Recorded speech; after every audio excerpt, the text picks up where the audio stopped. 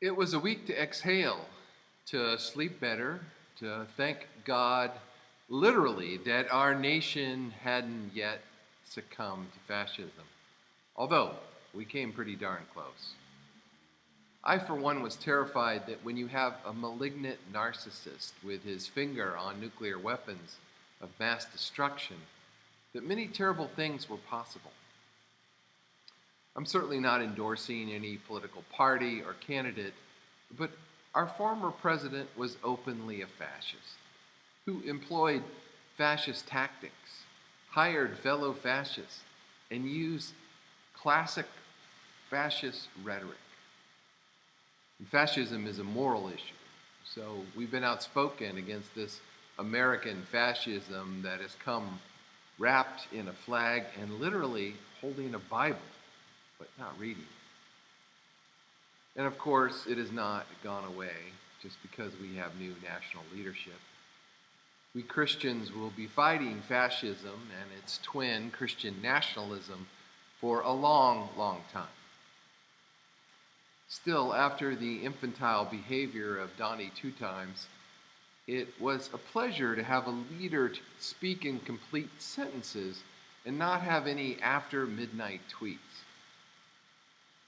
As he said this week, it's time for us to grow up. Indeed, it truly is. Politics are not the gospel. It is not good news. Our new president is not the Messiah. We Christians already have one of those, and Jesus is quite enough for us. We have a new president, but we do not have a new country. Our new president appears to take his Christian faith quite seriously. But empire is still with us.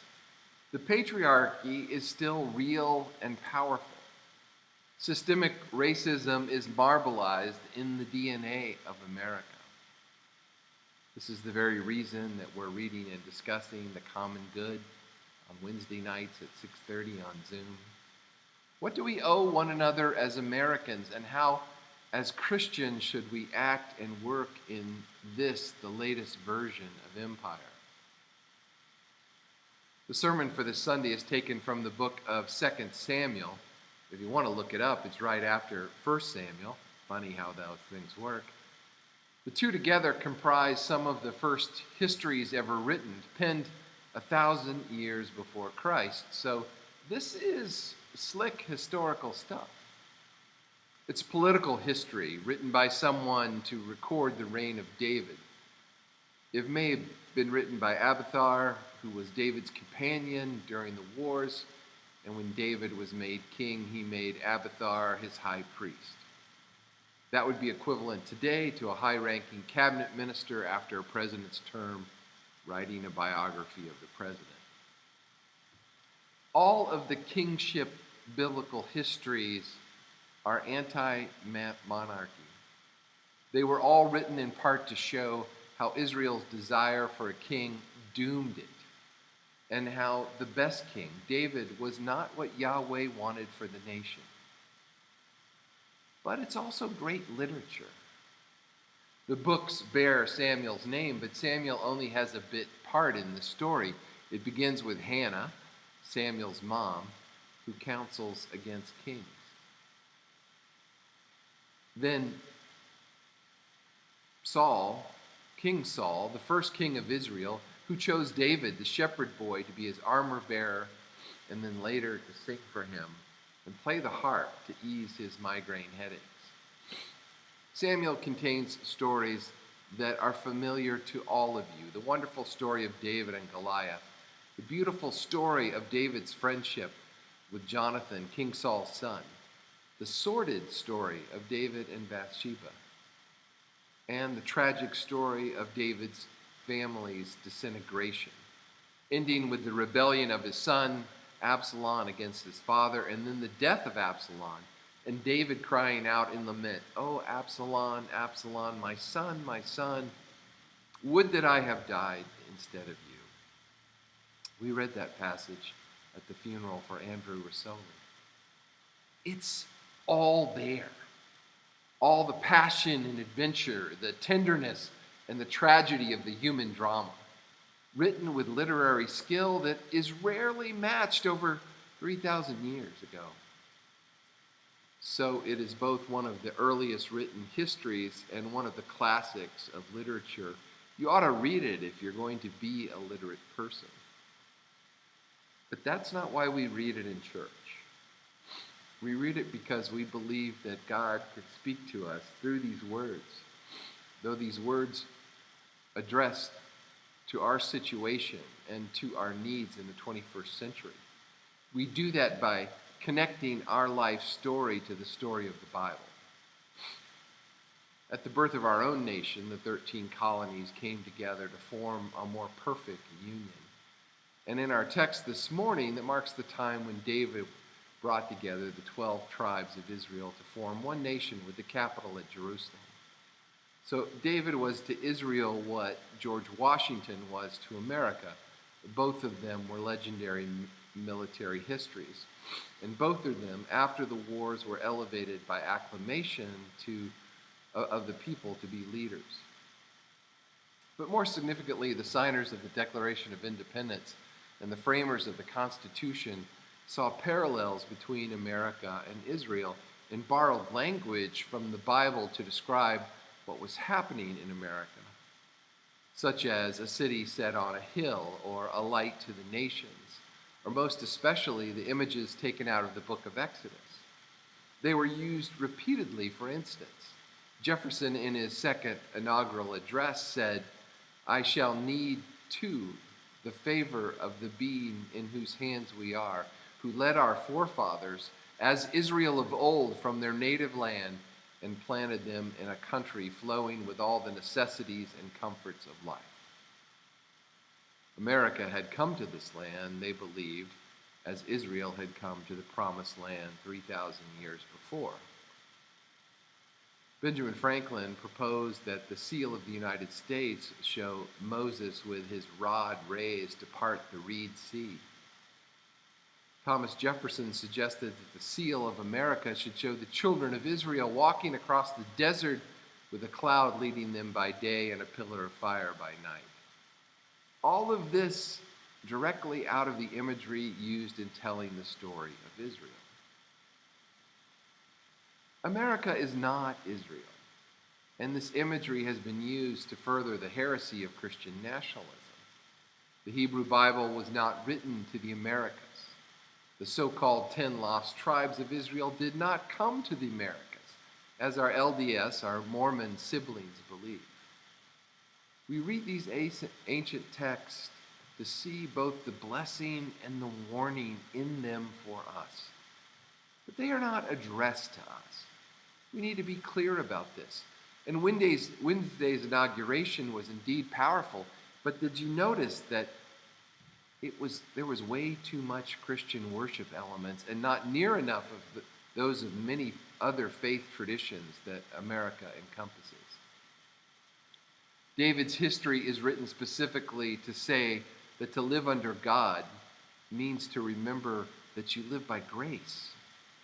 So be humble, seek justice and mercy, and remember that God is God and that you are not.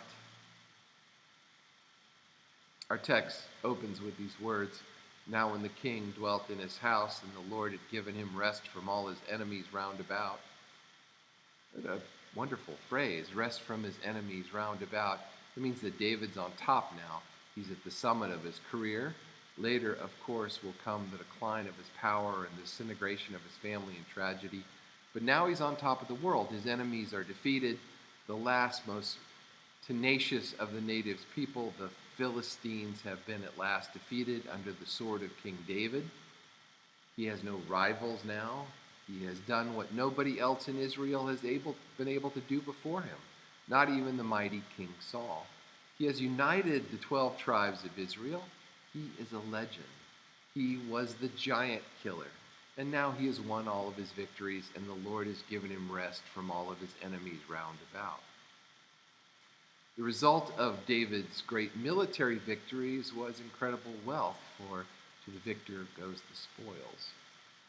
David took great advantage of that, and moving from a nomadic existence where they had practically no possessions and must, by necessity, live from hand to mouth, they now live in an agrarian society where you can accumulate wealth.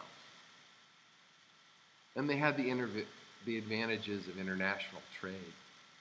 They were located on the most profitable trade route from east to west. They are on what's called the Fertile Crescent. It was a great highway of commerce. So Israel became wealthy under King David. The wealth can be seen in the description of David's house. He built it for himself, a house fit for a king, a royal palace, constructed with the finest and most expensive materials in the world, the cedars of Lebanon. Situated in his fine house, one fit for a king, David notices that there is no temple for the worship of God. The center of worship for the Jews at that point was the Ark of the Covenant, which was just a box, really. That's all it was. They carried the Ark of the Covenant around with them as they roamed the country, beating up all the tribes in Canaan. That's another story and consideration. But it was a symbol of God's presence, so they took it with them wherever they went. It was just a box. It was a symbol of God's presence. They thought it was where God dwelt. It used to be all right. I mean, it's all right for a nomadic people. In fact, it's the most practical thing. You've got to carry the presence of God around with you, then it's best that God be in a box. That works just fine. But Israel is now a rich agricultural land, and they have a beautiful king who lives in a marvelous house. They want to be sophisticated. They want to be like other nations. This is the central theme of the kingship narratives and the reason why Israel is ultimately destroyed. Other nations all have grand temples for their gods. Look at the beautiful temples of Greece. Here is Israel's God, living in a box. David's conscience began to bother him. He lives in a palace made of silver. God lives in a box, parked in the palace driveway. You would think that if David's conscience really bothered him, David might say, I will move out of this palace into more humble dwellings. I will provide better for my people. But that's not the way that kings thought. He had a different idea. He calls Nathan, the prophet, to propose that God ought to dwell in quarters as grand as the king. This means the construction of a magnificent temple in the middle of Jerusalem, the capital city. He calls Nathan, his prophet, to get his blessing. Now, you've got to remember about prophets in those days. Prophets were advisors to the kings. You were not really a king without a prophet. They called them prophets, but we would probably call them seers because they looked into the present situation and they could see God's path for the future. So they were crucial to kings to know what they should do and what they should not do. So if you were a prophet and you wanted to work for a king, you were advised to tell the king what he wanted to hear. But David chose Nathan to be his prophet, which is amazing. Nathan is not like any of the other prophets. He is the first of a new breed of prophet who stands against the king. From Nathan on, prophets will not be those who stand with the king and say yes. They will be those who stand over against the king and say no. David summons Nathan. Tell God what I'm about to do for God. I know that God will be so stoked and happy. Nathan says, well, I'll get back to you. The next day, Nathan appears before David. Thus says the Lord, would you build me a house to dwell in? I don't live in houses. All of these years I've been moving around in an ark, living in a tiny box, in a tent, and I will continue to live that way, for I cannot be confined. I cannot be possessed. I cannot be domesticated. I will not be Israel's God. I will not be anyone's God. I won't even be America's God. I don't live in temples built with human hands. I don't live in national shrines. This is important for us to remember. And then this wonderful line. You cannot build a house for me, but I will build a house for you. That's a great example of the irony of the biblical revelation. God cannot be grasped, cannot be held on to or possessed. But God is the giver of all good things. God is the God of grace, who in this instant reminds David that he is king because of God's grace alone. You cannot build me a house, but I have built you a house. That is to say, a dynasty. I don't need your support. You need my grace. I don't need you to defend me. You need me to support you.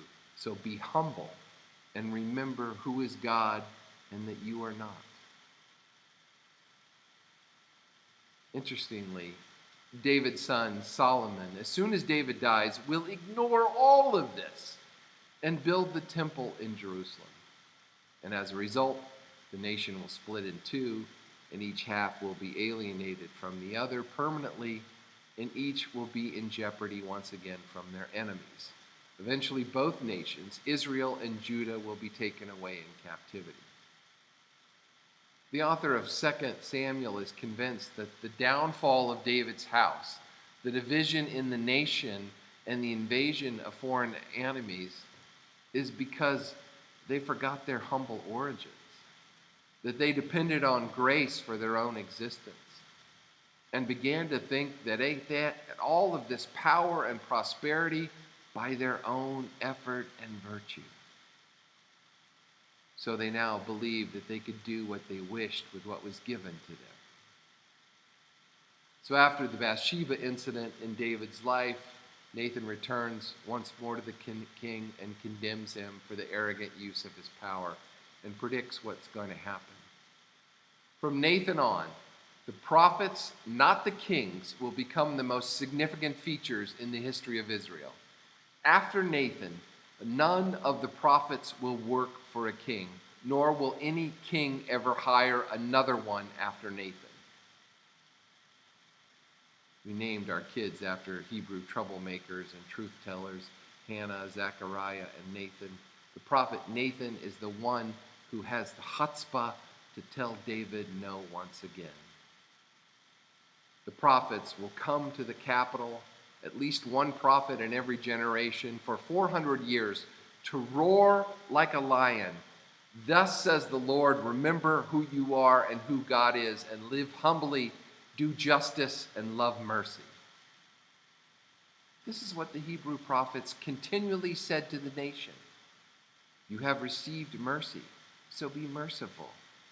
You have received a bountiful land, so be generous. You have been freed from slavery, so see to it that all people are free. You were once foreigners, refugees, and sojourners in other people's land, so be hospitable to all who come to your land, especially to the oppressed and to the poor. Later, the author of Deuteronomy will summarize the message of the prophets by saying, beware lest in your hearts you think, my power and the strength of my hand has gotten me this wealth. You shall remember the Lord your God. So this week, as we celebrate a new president, I suggest to you that America celebrates an idea, a vision. For in a real sense, that is all America is. All America is the idea that people can live happily and prosperously and in peace with one another. The founders of this nation chose biblical images to express that idea because they saw what had happened to them had happened before to Israel. A small group of refugees given freedom and placed in a bountiful land and called by God, who gave those feelings to them, to use them now to make a difference in the world. This is where all this business began about a city set on a hill and a light to the nations, as well as the slogan that is on your dollar bill, Novus Ordo Seclorum, a new order for all the ages. The story of David is told to explain what happened. This great dream, this band of refugees, in a couple of centuries become a great nation with great wealth. And instead of using what had been given to them to make life better for everyone, it was seen as something that they had earned themselves to use as they pleased. And it began with the king's house itself. You can see the first crack in a sordid affair in the king's house, followed then by warring factions, and the fragile bond that held this diverse people together fell apart, and the kingdom of David was no more. Israel's David is gone. David's Israel is gone. But the idea remains that there might someday be a time when all people can live happily and prosperously and in peace with one another. That was Israel's dream. That is where we Christians first read about it.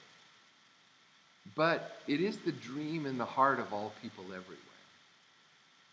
And it was embodied into our Constitution 245 years ago, waiting for that time when the nation would remember that it was the Lord who gave us all that we have, so that we must use it humbly to make it possible for all people to live happily, prosperously, and in peace with one another.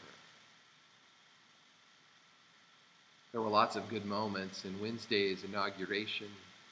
I don't know if you can say there is such a thing as a holy moment in such a secular celebration, but Amanda Gorman's poem comes about as close to it as I think I'll ever experience. Her poem was so many excellent things wrapped in one beautiful moment. It was a blessing and a celebration and a warning and a challenge. I hope those of you who are educators will bring it to your students to consider it carefully, because each time I've read it again this week, I've caught some of the beautiful, subtle things that she did. The powerful echoes she used to pack her phrases with elegant power. She ended with words that I hope school children everywhere will soon memorize. We will rebuild, reconcile, and recover in every known nook of our nation, in every corner called our country. Our people, diverse and beautiful, will emerge battered and beautiful.